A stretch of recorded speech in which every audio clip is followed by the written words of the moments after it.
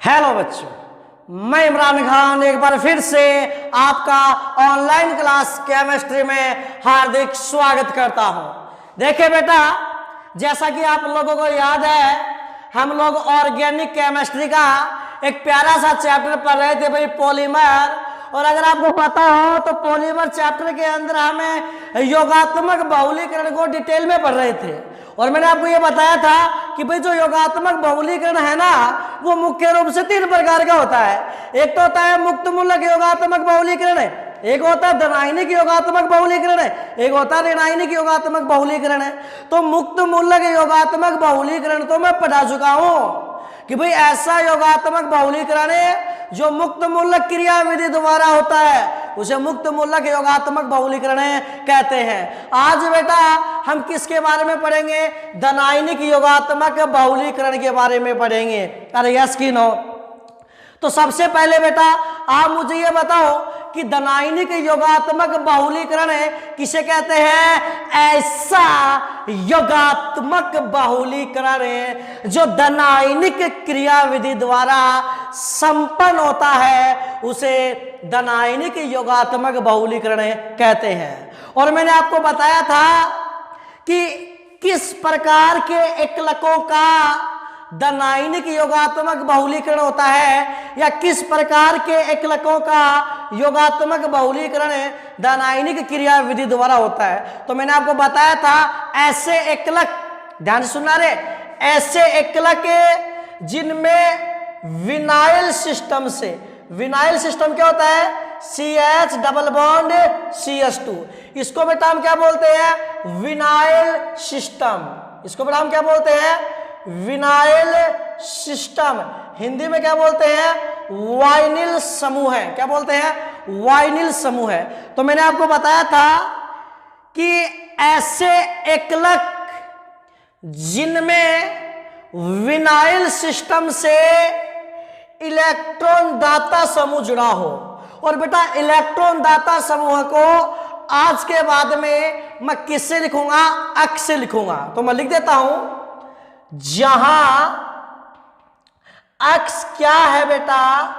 Electron donating group, electron दाता समूह। या ऐसे लिख सकते हो, ये कोई भी प्लस आई इफेक्ट वाला समूह है। और समझ गए क्या? कोई दिक्कत वाली बात है क्या? कोई दिक्कत वाली बात नहीं है। तो देखिए बेटा, सबसे पहली बात, धनायनिक योगात्मक बहुलीकरण क्या होता है? कि ऐसा योगात्मक बहुलीकरण है जो धनायनिक क्रियाविधि द्वारा होता है, उसे धनायनिक योगात्मक बहुलीकरण कहते हैं। अब धनायनिक योगात्मक बहुलीकरण किस प्रकार के एकलकों का होता है? ऐसे एकलक जिसमें विनाइल सिस्टम से इलेक्ट्रॉन दाता समूह जुड़ा हुआ हो, उनका योगात्मक बहुलीकरण धनायनिक क्रियाविधि द्वारा होता है। इसका एक एक्सेप्शन है स्टायरीन में, मैंने आपको पहले ही बता दिया। इसका एक एक्सेप्शन है स्टायरीन।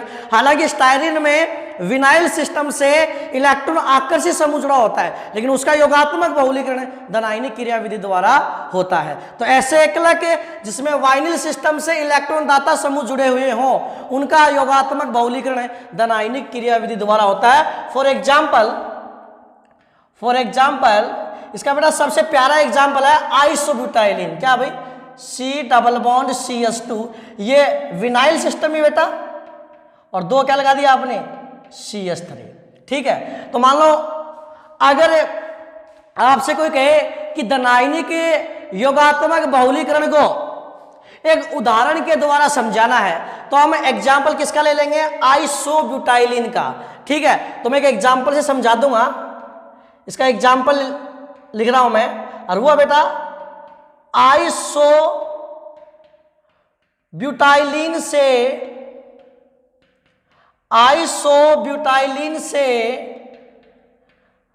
पॉली आइसोब्यूटाइलिन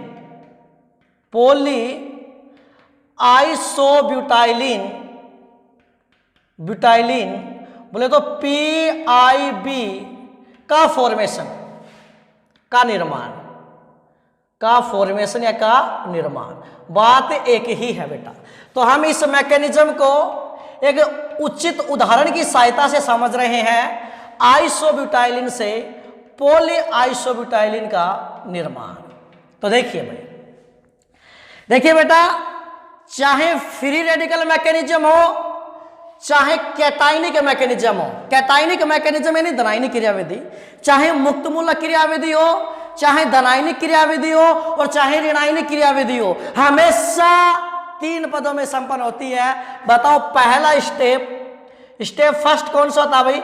स्टेप फर्स्ट होता है बेटा श्रृंखला, अरे बोलो ना, श्रृंखला प्रारंभन पद, ठीक है बेटा।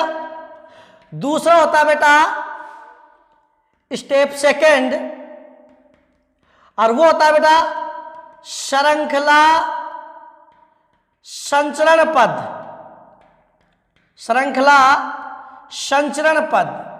और तीसरा होता है बेटा, उसको इधर देख लेंगे हम, स्टेप थर्ड, वो होता है बेटा श्रृंखला समापन पद, श्रृंखला समापन पद। इंग्लिश में क्या बोलते हैं मैंने आपको बता रखा है, इसको बोलेंगे chain initiation step, chain propagation step, chain termination step. कोई दिक्कत वाली बात नहीं है। तो मैं हमेशा ही की बात बोलता हूं, चाहे मुक्त मूलक क्रियाविधि हो, चाहे धनायनिक क्रियाविधि हो, चाहे ऋणायनिक क्रियाविधि हो, हमेशा कितने पदों में संपन्न होगी? 3 पदों में, श्रृंखला प्रारंभन पद, श्रृंखला संचरण पद और श्रृंखला समापन पद। अब देखिए, सबसे पहले बात करते हैं श्रृंखला प्रारंभन पद। याद कीजिए बेटा, योगात्मक बहुलीकरण की जो मुक्त मूलक क्रियाविधि है उसमें श्रृंखला को प्रारंभ करने के लिए श्रृंखला प्रारंभक के रूप में आप किनका उपयोग करते हो? अरे किनका उपयोग करते हो? वेरी गुड बेटा, वेरी गुड बेटा, किनका उपयोग करते हो? पेरोक्साइड का। देखिए, योगात्मक बहुलीकरण की जो मुक्त मूलक क्रियाविधि है उसमें श्रृंखला को प्रारंभ करने के लिए, श्रृंखला को प्रारंभ करने के लिए आप किसका यूज करते हो? पेरोक्साइड का। ऐसे ही बेटा, योगात्मक बहुलीकरण की जो धनायनिक क्रियाविधि है इसमें श्रृंखला को प्रारंभ करने के लिए, श्रृंखला को प्रारंभ करने के लिए, श्रृंखला को प्रारंभ करने के लिए पता है किसका उपयोग किया जाता है? या तो अम्ल का, ध्यान में रखना, या तो अम्ल का या फिर लुईस अम्ल का, ठीक है बेटा, या तो अम्ल का या फिर लुईस अम्ल का। लेकिन अगर लुईस अम्ल का यूज करते हो आप तो इसके साथ में आपको बेटा पानी लेना पड़ेगा। क्या लेना पड़ेगा? साथ में पानी लेना पड़ेगा। इस बात का आप स्पेशल ध्यान रखें भाई। अरे कोई दिक्कत वाली बात है क्या? कोई दिक्कत वाली बात नहीं है। तो बताइए, योगात्मक बहुलीकरण की धनायनिक क्रियाविधि को प्रारंभ करने के लिए किसकी जरूरत पड़ती है? एसिड अम्ल की जरूरत पड़ती है। किसकी जरूरत पड़ती है? एसिड अम्ल की जरूरत पड़ती है। इसलिए बेटा इसे अम्ल उत्प्रेरित योगात्मक बहुलीकरण भी कहते हैं। अरे यस कि नो? तो जैसे फ्री रेडिकल मैकेनिज्म में आपने सबसे पहले क्या लिया था? पेरोक्साइड। वैसे ही कैटाइनिक मैकेनिज्म में आप सबसे पहले क्या लोगे बेटा? एसिड। और आप बड़ा शानदार वाला एसिड यूज कर सकते हो। यहां पर बेटा जनरली हम यूज करते हैं H2SO4। बताओ बेटा H2SO4 का नाम क्या है? सल्फ्यूरिक एसिड, सल्फ्यूरिक अम्ल। और अम्ल का काम क्या होता है बेटा? लपक के। अम्ल का काम क्या होता है बेटा? लपक के H+ आयन देना। अम्ल है बेटा, लपक के क्या देगा? H+ ion. और प्लस में क्या निकल जाएगा? HSO4-। तो बताओ बेटा, मुक्त मूलक क्रियाविधि में श्रृंखला में वृद्धि करने वाली स्पीशीज कौन थी? फ्री रेडिकल मुक्त मूलक। ऐसे ही धनायनिक क्रियाविधि में श्रृंखला में वृद्धि करने वाली स्पीशीज कौन होगी? कैटाइन। H+ क्या है बेटा? कैटाइन है, धनायन ही है। अरे यस कि नो? कोई दिक्कत है क्या? अब ये जो कैटाइन है ये बेटा आगे श्रृंखला को आगे बढ़ाएगा। तो बताओ श्रृंखला को प्रारंभ करने के लिए क्या चाहिए? अम्ल चाहिए। आपने क्या लिया? H2SO4। लपक के क्या देगा? H+ ion. अभी H+ आयन भागा भागा भागा भागा भागा किसके पास जाएगा? क्योंकि H+ आयन ये इलेक्ट्रोफाइल है, इलेक्ट्रॉन स्नेही है। इसके पास इलेक्ट्रॉन की कमी है, ये वहां जाएगा जहां इलेक्ट्रॉनों की भीड़ होगी। और इलेक्ट्रॉनों की भीड़ किसके पास होती है? पाई बॉन्ड में। अरे यस कि नो? अरे कोई दिक्कत वाली बात है क्या? कोई दिक्कत वाली बात नहीं है। तो ये H+ भागा भागा भागा भागा किसके पास जाएगा बेटा? आपको बहुलीकरण किसका करना है? आइसोब्यूटाइलिन का। तो H+ भागा भागा भागा किसके पास जाएगा? आइसोब्यूटाइलिन के पास जाएगा। तो ये H प्लस, ठीक है बेटा। भागा भागा, दौड़ा दौड़ा दौड़ा दौड़ा, किसके पास जाएगा? आइसोब्यूटाइलिन के पास। और आइसोब्यूटाइलिन क्या है? C डबल बॉन्ड CH2, और इसके नीचे भी क्या जुड़ा बेटा? CH3, और ऊपर भी क्या जुड़ा है? CH3। तो जरा ध्यान से देख लेना भाई, देखिए ये आइसोब्यूटाइलिन है क्या बेटा?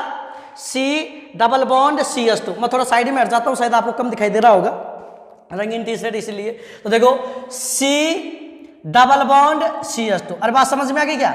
C double bond CH2, CH3, ये कौन है बेटा? आइसोब्यूटाइलिन। तो ये H प्लस आयन भागा भागा भागा भागा, किसके पास आएगा? आइसोब्यूटाइलिन के पास आएगा। और बताओ बेटा, कैटाइन है, इसको रिएक्शन करने के लिए क्या चाहिए? एनाइन चाहिए। तो इस कैटाइन के प्रेशर में, इस कैटाइन के प्रेशर में, इस कैटाइन के दबाव में, ये जो एल्किन है ये अपने पाई बॉन्ड के इलेक्ट्रॉन को क्या करेगी? शिफ्ट करेगी। और मैं हमेशा बोलता हूं, पाई बॉन्ड के इलेक्ट्रॉन उस साइड शिफ्ट करना जिस साइड से ज्यादा स्थायी कार्बोकैटाइन बने। सोचो बेटा, अगर आपने पाई बॉन्ड के इलेक्ट्रॉन ऐसे शिफ्ट कर दिए, ऐसे शिफ्ट कर दिए, तो क्या बनेगा बेटा? 1 डिग्री कार्बोकैटाइन। क्या बनेगा?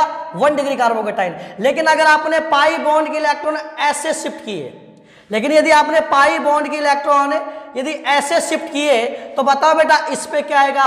प्लस, और इस पे क्या आएगा? माइनस। तो बताओ बेटा क्या बनेगा? 2 डिग्री कार्बोकैटाइन, जो कि ज्यादा स्टेबल है। क्या बनेगा?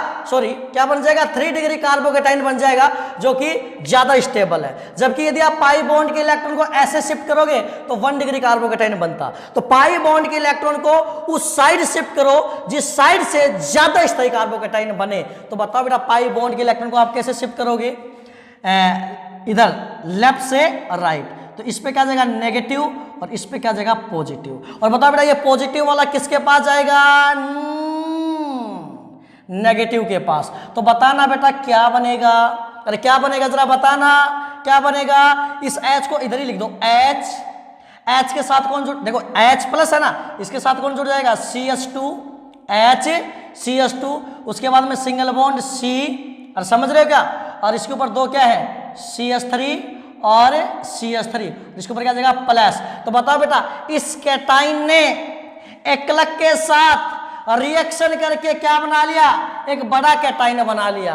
इसका मतलब बेटा श्रृंखला क्या हो चुकी है? स्टार्ट हो चुकी है। ये बिल्कुल वैसा ही काम है जब आप दीपावली पर एक पटाखे की लड़ी लेकर आते हो, और उस पटाखे की लड़ी में से यदि आप एक पटाखा जला देते हो तो सारे पटाखे फिर पड़ापड़ पड़ापड़ पड़ापड़ अपने आप बजते हैं। तो ये मानो बेटा पटाखे की लड़ी में से आपने एक पटाखा जला दिया है, यानी श्रृंखला प्रारंभ हो चुकी है। तो बताओ बेटा श्रृंखला प्रारंभन पद में क्या करना आपको? सबसे पहले H2SO4 लेना है।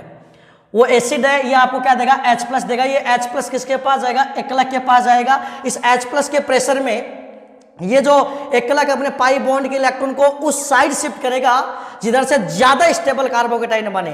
ठीक है बेटा, तो ये ऐसे शिफ्ट करेगा जिससे 3 डिग्री कार्बोकैटाइन बनेगा। अरे कोई दिक्कत वाली बात है क्या? कोई दिक्कत वाली बात नहीं है। तो ये बेटा श्रृंखला प्रारंभ हो चुकी है। अरे कोई दिक्कत वाली बात है क्या? अब आते हैं श्रृंखला संचरण पद पर। अब श्रृंखला संचरण पद में बताओ बेटा, अब ये कार्बोकैटाइन बन गया है, ये वापस किसके पास जाएगा? एकलक के पास एक बड़ा कार्बोकैटाइन बनेगा।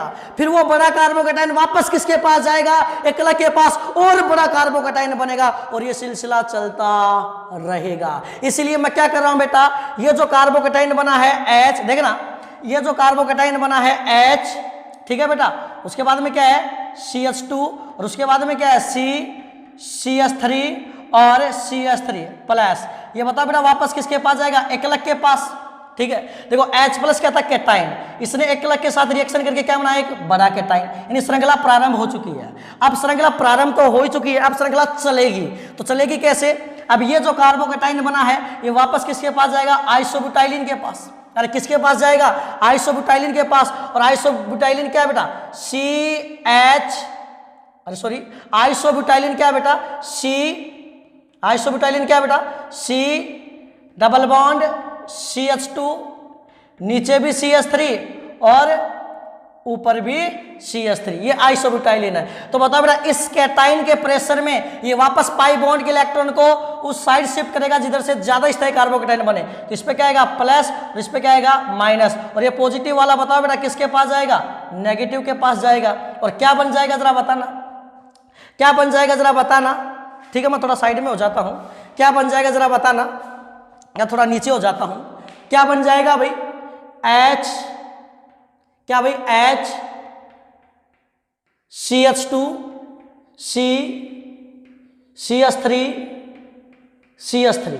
इस कार्बन पे प्लस है, ये प्लस वाला किसके पास जाएगा, माइनस के पास। तो इस कार्बन और इस कार्बन के बीच में क्या जाएगा, सिंगल बॉन्ड CH2, बाद में क्या है सिंगल बॉन्ड, और इसके ऊपर दो क्या है CH3 और CH3, और इसके ऊपर क्या आ जाएगा बेटा प्लस आ जाएगा। तो वापस क्या बन जाएगा, एक बड़ा कैटाइन बन जाएगा। क्या बन जाएगा बेटा, एक बड़ा कैटाइन बन जाएगा। अब बताओ ये कैटाइन वापस किसके पास जाएगा, एक अलग के पास। इसलिए मैं क्या कर रहा हूं बेटा, ये प्रोसेस ऐसे चलती रहेगी, ये प्रोसेस ऐसे चलती रहेगी। तो मैं क्या कर रहा हूं, इसके एन एनु यहीं पर ही लिख देता हूं। तो क्या होगा बेटा, ये जो CH3 CH3 C CH2 है, ये जो CH3 CH3 C CH2 है, ये जो CH3 CH3 C CH2 है, इसके एन अणु रिपीट होते जाएंगे। तो ये जो क्या है CH3 CH3 C CH2 है, यहां पर मैं क्या लगा देता हूं बेटा, बड़ा ब्रैकेट लगा के एन लगा देता हूं। अरे कोई दिक्कत है क्या? तो यह हो गया बेटा श्रृंखला संचरण पद। क्या हो गया बेटा, श्रृंखला संचरण पद। अब बात बेटा हम करेंगे श्रृंखला समापन पद की बात करेंगे। किसकी बात करेंगे, श्रृंखला समापन पद की बात करेंगे। तो देखिए श्रृंखला समापन पद में क्या होगा, बताओ बेटा, ये कार्बोकेटाइन बहुत छोटा थोड़ी है, बहुत बड़ा कार्बोकेटाइन बन चुका है। श्रृंखला समापन पद में क्या होगा बेटा, ये जो बड़ा कार्बोकेटाइन बना है, मैं लिख देता हूं, ये जो बड़ा कार्बोकेटाइन बना है इसको लिख देता हूं मैं। क्या बना भाई ये H, ठीक है। उसके बाद में क्या है CH2 CH3 CH3, और उसके बाद में क्या बेटा ये क्या है H CH2 C CH3 CH3, और उसके बाद में क्या है CH2। अरे कोई दिक्कत वाली बात है क्या? कोई दिक्कत वाली बात नहीं है, 1% भी आपको टेंशन लेने की जरूरत नहीं है। ठीक है बेटा, तो क्या बन गया भाई H, ठीक है H CH2 CH2 C C CH3 CH3 CH2, उसके बाद में C, और इसके ऊपर क्या बेटा CH3 CH3, और इसके ऊपर क्या है प्लस, और यहां पर आपने क्या लगा रखा है एन लगा रखा है। ठीक है, अब ये जो श्रृंखला संचरण पद में जो कार्बोकेटाइन बना है, अब आपको क्या करना है, श्रृंखला का समापन करना है। तो एक तरीके से क्या ये इलेक्ट्रोफाइल है, इलेक्ट्रॉन्स नहीं है, और इलेक्ट्रॉन्स नहीं को खत्म करने के लिए क्या चाहिए, नाभिक स्नेही। तो इसकी रिएक्शन किसी नाभिक स्नेही के साथ करवानी पड़ेगी। या तो आप रिएक्शन में कोई अलग से नाभिक स्नेही यूज कर सकते हो, मान लो A-, कोई भी एनीवन, कोई भी नाभिक स्नेही आप अलग से यूज कर सकते हो। या फिर आप अलग से यूज नहीं करना चाहते तो देखो आपने फर्स्ट स्टेप में प्लस में क्या निकाला है HSO4-, ये भी आप यहां पर यूज कर सकते हो। तो मैं HSO4- को ही यूज कर रहा हूं। तो बताओ बेटा क्या बन जाएगा,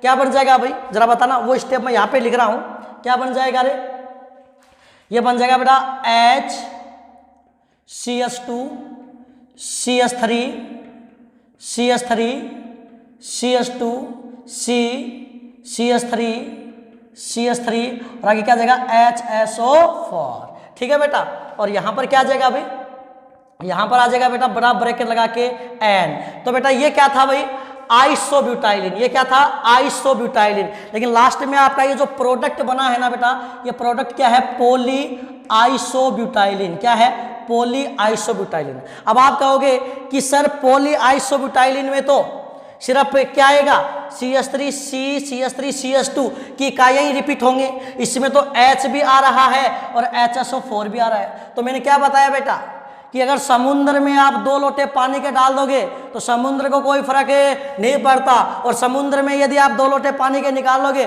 तो भी समुद्र को कोई फर्क नहीं पड़ता। तो शायद मैं उम्मीद करता हूं कि योगात्मक बहुलीकरण की धनायनिक क्रियाविधि आपको समझ में आई होगी। आज हमने यही पढ़ा है cationic mechanism of addition polymerisation, यानी योगात्मक बहुलीकरण की धनायनिक क्रियाविधि। तो इसमें बेटा मैंने आपको क्या क्या बताया है, इसमें मैंने एक बात आपको यह बताई है कि आप कौन से एकलकों का धनायनिक योगात्मक बहुलीकरण करोगे। पहली बात तो मैंने आपको यह बताई है। दूसरी बात, योगात्मक बहुलीकरण की धनायनिक क्रिया विधि को मैंने एक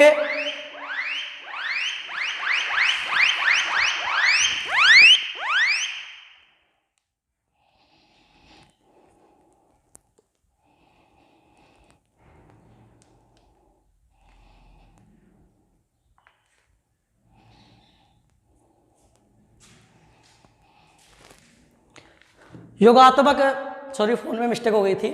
तो पहली बात तो मैंने आपको ये बताई थी, आप कौन से एकलकों का धनायनिक योगात्मक बहुलीकरण करोगे। ठीक है, ऐसे एकलक जिसमें विनाइल सिस्टम से इलेक्ट्रॉन दाता समूह जुड़ा हुआ हो। और दूसरी बात, जो योगात्मक बहुलीकरण की जो धनायनिक क्रिया विधि है उसको मैंने एक प्यारे से एग्जाम्पल के साथ समझाया है, और वो क्या है, आइसोब्यूटाइलिन से पॉली आइसोब्यूटाइलिन का निर्माण। Thank you very much. अगर वीडियो अच्छा लगा है तो लाइक, कमेंट और शेयर जरूर करें।